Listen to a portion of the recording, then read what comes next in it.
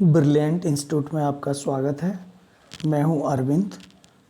बच्चों, मैं आज आपको स्क्वायर फाइंड करने का शॉर्ट मेथड बता रहा हूं। तो हम सबसे पहले 50 के आसपास की संख्याओं का स्क्वायर फाइंड करना सीखेंगे। तो देखो, ये 50 एक 51, 51 का स्क्वायर फाइंड करना है हमें। तो 51 को हमने लिख लिया 50 प्लस 1, 1 का स्क्वायर 1, और यहाँ हमें 2 डिजिट चाहिए तो 0 लगा दिया। अब 50 का हम आधा करेंगे, वो हो गया 25, 25 में 1 जोड़ो 26, और ये आपका आंसर। तो 51 का जो स्क्वायर है वो आ जाएगा 2601। क्वेश्चन हो गया। अगला देखो, 58 का देखेंगे हम। 58 का स्क्वायर फाइंड करना सीखेंगे। तो 58 को हमने लिख दिया 50 प्लस 8, और 8 का जो स्क्वायर है वो होगा 64। अब 50 का आधा करो 25, 25 और 8 कितने होते हैं 33, तो 33 64, ये आ गया आंसर। तो ये 58 का जो स्क्वायर है वो होगा 3364। कितना आसान है तरीका इसका फाइंड करने का। अब हम बच्चों करेंगे 61 का स्क्वायर। तो 61 का जो स्क्वायर फाइंड करोगे तो लिखेंगे 50 प्लस 11, 11 का जो स्क्वायर है वो 121 होगा। 50 का आधा करेंगे 25, 25 और 11, 25 और 10 35, और एक 36। और बच्चों, ये जो डिजिट है ना वो 36 में ही जोड़ेंगे। तो मैं 25 और 10 35 और एक 36 ऐसे लिख दे रहा हूँ। 1 2 6 और एक 7 और 3, तो 37 21 ये आंसर आ गया। 61 का जो स्क्वायर है वो हो गया 3721। आपकी समझ में आ गया होगा। और देखें, 65 का स्क्वायर। तो 65 का स्क्वायर हम फाइंड करने के लिए इसको 65 को हम लिखेंगे 50। याद रखो कि हम बेस ले रहे हैं 50, और 50 के आसपास की डिजिट है। 10-15 कम 50 से, या 10-15 ज़्यादा, तो आसान रहेगा। और ऐसी बहुत सारी डिजिट के हमें स्क्वायर करने पड़ते हैं, तो हम इससे आसान मेथड कोई भी नहीं है। तो ये 65 का लिख दिया 50 प्लस 15, 50 60 5 65। तो 15 का स्क्वायर 15 15 225, और 50 का आधा 25, 25 और 15 हुए 40, 40 और 2 42, तो 42 25 डायरेक्ट लिख दो। अब की बार मैंने इसकी तरह प्लस नहीं किया है, डायरेक्ट कर दिया है। और आप यहाँ ये भी समझ सकते हो, जैसे 225 था तो 40 इसको ऐसे कर देते तो 5 2 2 4, तो ऐसे भी आ जाता है ये। तो आप किसी भी तरह से कर सकते हो और फाइंड कर सकते हो। 65 का देखें, तो 65 को हमने लिख लिया 60। 65 का तो हम निकाल चुके। 48 का देखो, 100 वो 50 से कम थोड़ा सा, तो 48 का स्क्वायर हम निकाल रहे हैं। तो 48 को लिखेंगे 50 माइनस 2, 2 का स्क्वायर हमने लिखा 4, और एक 0 लगा देंगे क्योंकि हमें 2 डिजिट चाहिए। 50 का आधा 25, 25 में से 2 गए 23, तो ये 48 का स्क्वायर 2304 हो गया। ठीक, तो ये आंसर। और ऐसे ही यहाँ पे भी लिख दो कि 65 का स्क्वायर है तो 4225 आ जाएगा, ताकि आपको बता रहे।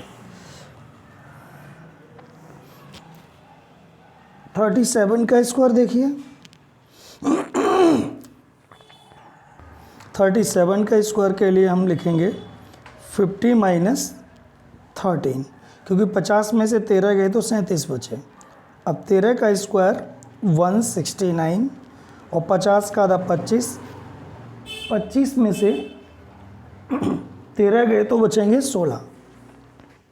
25 में से 13 गए, बचे 12, तो 12 और एक ये वाला 13, तो इसका हो जाएगा 13 69। तो ये 37 का जो स्क्वायर है तो 1369 हो जाएगा और यही आंसर हमारा आंसर है। ठीक है बच्चों, समझ में आ गया होगा आपको अच्छी तरह से कि ये जो संख्या थी ये 50 के आसपास की थी। इसके लिए आपको 13 का स्क्वायर, 15 का स्क्वायर, मैं ऐसे आपसे उम्मीद करूँगा कि 1 से लेके 25 तक के स्क्वायर आपको पहले से ही याद होने चाहिए। अगर आपको 1 से 25 तक के स्क्वायर पहले से याद हैं तभी आप इनको कर पाएंगे, वरना नहीं। लेकिन आजकल जो कॉम्पिटिटिव एग्ज़ाम है बच्चे 15-20 तक तो कर ही लेते हैं और उसके बाद का हमने आपको बता दिया है। तो बच्चों आपकी समझ में आ गया होगा। तो अब सीखेंगे 100 के आसपास की संख्याओं का स्क्वायर फाइंड करना। तो सबसे पहला है 104। 104 को हमने लिखा 100 + 4, 4 का स्क्वायर 16 और इस बार इसको इसमें से हमें इसको इसमें प्लस करना है। तो 104 और 104 108, आंसर आ गया। तो 104 का जो स्क्वायर है वो होगा 108। ठीक है ना, ये भी तरीका है। अब बच्चों करेंगे 112 का एक और एग्जांपल लेते हैं, इसका स्क्वायर। तो 112 का हो गया 100 + 12, 12 का स्क्वायर होता है आपको पता है 144 और 112 में 112 जोड़ दो तो 124 हो गए, 124 और एक 125 ये वाला, तो 125 और 44 ये आपका आंसर हो गया। ठीक है ना, समझ में आ गया होगा बिल्कुल आपको, मैं ऐसी उम्मीद करता हूँ। अब हम 100 के पहले की कुछ संख्याएं लेंगे, जैसे 98 का स्क्वायर। तो 98 के स्क्वायर के लिए क्या करेंगे, 100 - 2, 2 का स्क्वायर 04, 0 लगाना पड़ता है आपको पता ही है। 98 में से 2 घटा दो क्योंकि यहाँ पे माइनस है, तो ये 96, तो 9604 आंसर हो गया। तो 98 का स्क्वायर हो गया 9604। और देखो 92 का करेंगे हम, 92 का स्क्वायर, तो 92 को लिख दिया 100 - 8, 8 का जो स्क्वायर है वो हो गया 64 और 92 में से 8 गए, 12 में से 8 गए 4 और 84, तो इस तरह से ये आंसर आपका हो गया। तो इसका आ गया 92 का जो स्क्वायर है वो आ जाएगा 8464। बच्चों एक तरीका और भी है 100 के आसपास की संख्याओं के वर्ग को फाइंड करने का, वो मैं आपको बता दूंगा। तो बच्चों एक और करेंगे।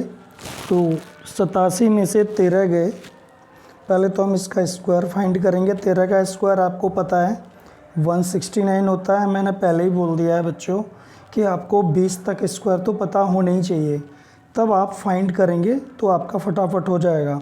और किसी भी कॉम्पिटिटिव एग्ज़ाम में या किसी भी क्लास में 20 तक तो स्क्वायर नॉर्मली याद करने ही पड़ते हैं।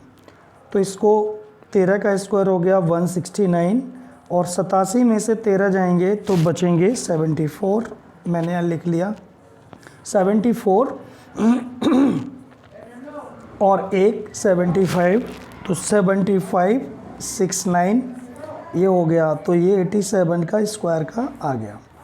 बच्चों आपको पूरी तरह समझ में आ गया होगा, मैं ऐसी उम्मीद करता हूँ।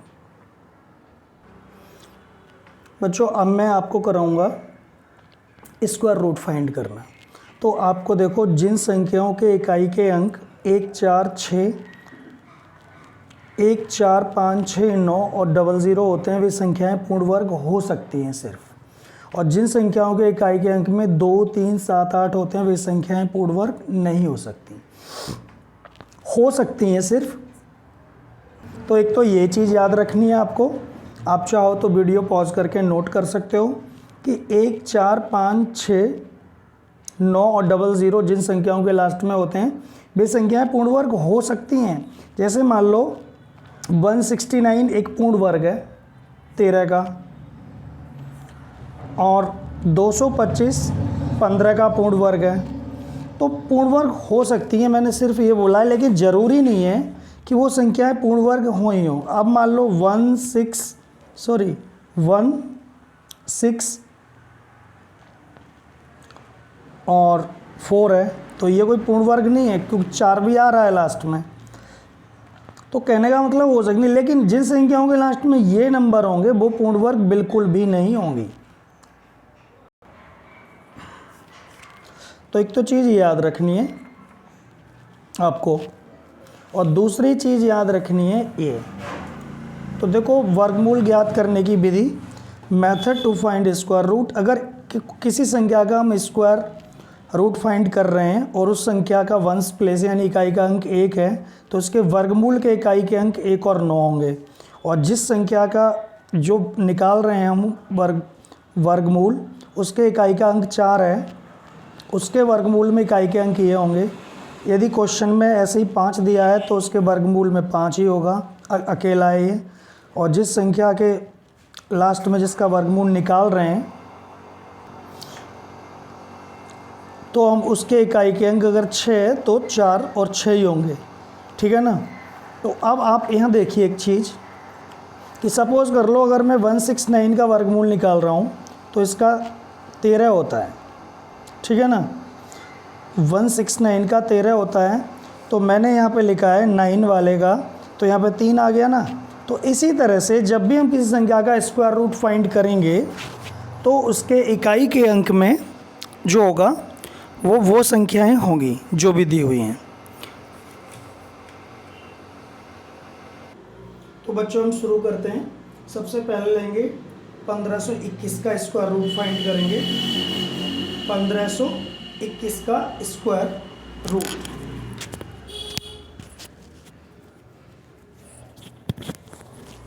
ठीक है। तो 1521 का स्क्वायर रूट में तो बच्चों हम देख रहे हैं कि यहाँ पर 1 आ रहा है, इकाई का अंक 1 है 1521 में, तो इसका वर्गमूल का इकाई का अंक 1 होगा या 9 होगा, ठीक है ना। तो यहाँ 1 या 9। फिर हम इसको देखते हैं, ये 15 जो संख्या है उसका जो स्क्वायर किन दो संख्याओं के बीच में आ रहा है ये देखेंगे। ये 3 का स्क्वायर कितना होता है 9, और 4 का स्क्वायर ये होता है 16। तो इसका इस ऊपर वाले को लेते हैं हमेशा, या तो होगा इसका 31 और या होगा 39। तो यहाँ लिख लिया 31 होगा या 39 होगा। अब हम ये देखेंगे बच्चों कि ये जो 15 है वो 9 के ज़्यादा पास है कि 16 के ज़्यादा पास है। तो आपको पता है 16 के ज़्यादा पास है ये, तो जो नीचे वाले के पास है तो ये नीचे वाला होगा। तो इसका स्क्वायर रूट हो गया 39। तो 1521 का जो स्क्वायर रूट है वो हो गया 39 हो गया। अब दूसरा है 22, मैं ले रहा हूँ अब 2209, मान लो ये ले लिया हमने। अब ऐसे ही इसके स्क्वायर रूट के इकाई का अंक में या 3 होगा या 7 होगा, क्योंकि 3 तिया 9 और 7 तिया 21, 7 7 49, तो ये 9 ही आ रहा है दोनों में। तो पॉसिबिलिटी पूरी यही है कि दोनों में से कोई एक होगा। अब यह हमने इसका पेयर बना लिया, इसका ले लेते हैं, दो के इसका 2 का पेयर बनता है और इसका बाद का पूरे का पेयर बनता है, तो यहाँ 2 ही हैं, तो ये हो गया। अब 21 किन दो संख्याओं के बीच है 22 4 चौक 16 5 पंजे 25। तो ये 4 का स्क्वायर 16 और 5 का स्क्वायर 25, ठीक। तो अब या तो इसका स्क्वायर रूट में या इसको इसके साथ लेंगे, ऊपर वाले को ही लेते हैं, इसको इसके साथ लेंगे या इसको इसके साथ लेंगे। तो ये हो जाएगा या तो इसका स्क्वायर रूट होगा 40 3 43 या होगा 47। तो अब ये देखो 22 16 के ज़्यादा नज़दीक है कि 22 25 के ज़्यादा नज़दीक है। 22 16 17 भी 21 22, तो 6 ज़्यादा दूर हो, इससे 6 का अंतर है, इसमें 3 का ही अंतर है, तो ये नीचे वाला होगा यानी 47 होगा इसका स्क्वायर रूट। तो 2209 का स्क्वायर रूट हो जाएगा 47। बच्चों ये बहुत आसान है, आप कर सकते हो इसको अपने आप। अब हम एक दूसरी डिजिट ले रहे हैं, कौन सी ले लें स्क्वायर रूट, इसमें ले रहे हैं 4096। तो 4096 में 6 और 4 हो जाए, सॉरी पहले एक बात ध्यान रखते हैं, इसमें 4 लेंगे और फिर नीचे 6 लेंगे। या ध्यान रखना ऊपर कम नीचे ज़्यादा है, ऐसे ही मैंने यहाँ भी लिया है, ऊपर कम नीचे ज़्यादा है, ऊपर कम नीचे ज़्यादा, तो इसे सिस्टम से चलना है हमको। तो इसका हो गया, तो इसके स्क्वायर रूट फाइंड करेंगे, तो पहली वाली वंस प्लेस की डिजिट 4 होगी या 6 होगी। अब यहाँ आ जाइए आप, तो या तो इसका हो जाएगा 6 का स्क्वायर 36 और 7 का स्क्वायर 49। तो अब देखो इसको लेंगे 64 या 66, ऊपर वाले को लेते हैं, 64 होगा या होगा 66। अब हम देखेंगे 64 66 में क्या है।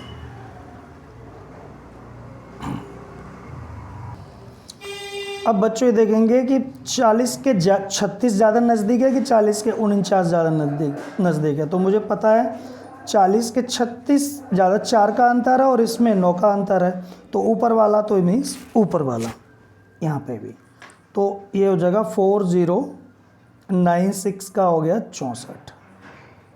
कितना आसान है ये। अब हम एक डिजिट ले रहे हैं 4489, तो इसका इकाई के अंक में क्या आ जाएगा, 3 तिया 9 और 7 सत्ते 49। इसका इसको देखो, ये किस किस के स्क्वायर के बीच है, ये 6 के स्क्वायर 6 और 7 के स्क्वायर के बीच है, क्योंकि 7 का 49 होता है, 6 का होता है 36। ठीक, तो अब आप देखो या तो होगा 63 या होगा 67, तो ये 63 और 67।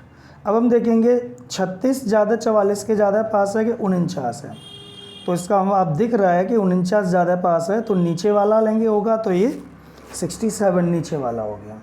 तो 4489 का जो स्क्वायर रूट है वो आएगा 67। बच्चों आप बहुत ही अच्छी तरह समझ गए होंगे। एक डिजिट को मैं और लेता हूँ 9216। अब देखो 9216 या तो होगा 4 या होगा 6 के बीच, 4 चौक 16 के 6 और 6 चिंग 36 के 6। अब 92 को ले लो, 92 का होगा 9 ने 81, 9 का स्क्वायर और यहाँ 10 का स्क्वायर 100।